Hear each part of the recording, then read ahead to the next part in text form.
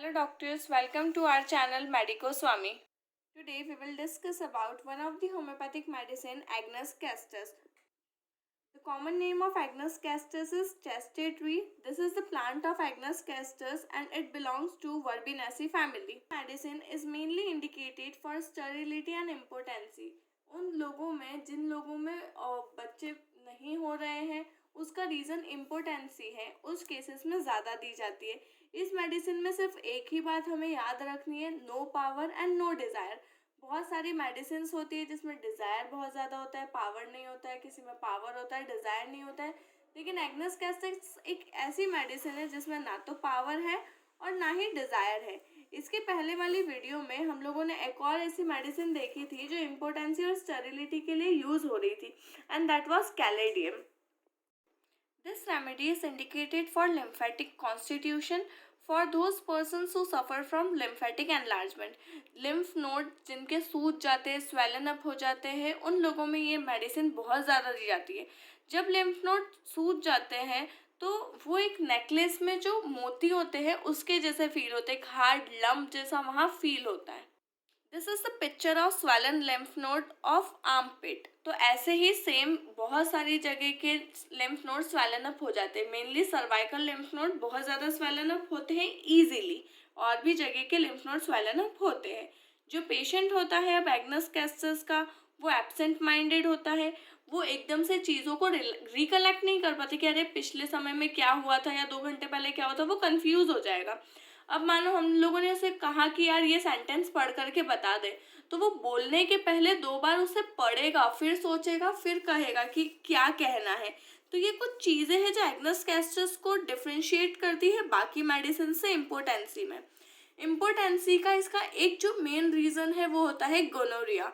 इसको पास्ट में गोनोरिया हुआ हो या इसने किसी ऐसे पार्टनर के साथ सेक्सुअल एक्ट किया हो जो गोनोरिया से अफेक्टेड हो, तो इसमें होता है इम्पोर्टेंसी विद ग्लीट। तो ग्लीट क्या होता है? ये डिस्चार्ज होता है, जैसे फीमेल्स में ल्यूकोरिया होता है, कुछ कुछ उस टाइप का एक डिस्चार्ज होता है जो यूरेथ्रा से निकलता है after gonorrhoeal infection. Agnus castus is mainly suited for those unmarried persons जिनमें बहुत ज़्यादा जल्दी उनकी एज नहीं होती है लेकिन वो बहुत ज़्यादा बड़े लगते हैं। अब क्यों? क्योंकि वो समाइनल लॉसेस की तरफ ज़्यादा जा रहे होते हैं।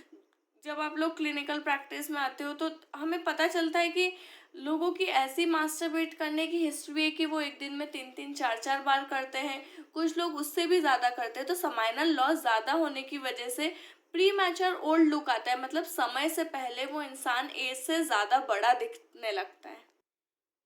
जो ल्यूकोरिया होता है वो ट्रांसपेरेंट होता है and it stains the linen yellow. Linen मतलब एक क्लॉथ के लिए वर्ड यूज़ किया गया है, लिनेन।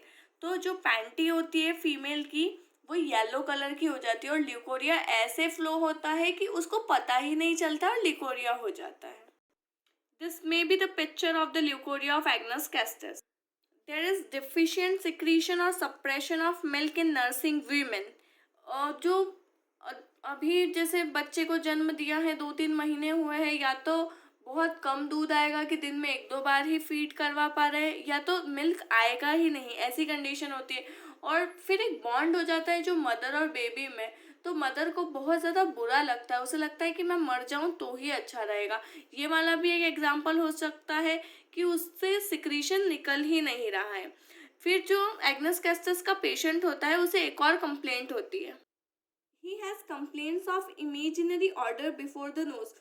कुछ होता नहीं है, कोई स्मेल नहीं है, रूम में कुछ नहीं है, लेकिन फिर भी उसे फ्रेग्रेंस आती रहती है किसी चीज़ की, and it is a type of hallucination and nothing else.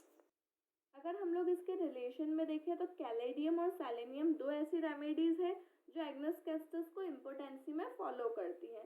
So this was all about agnus castus.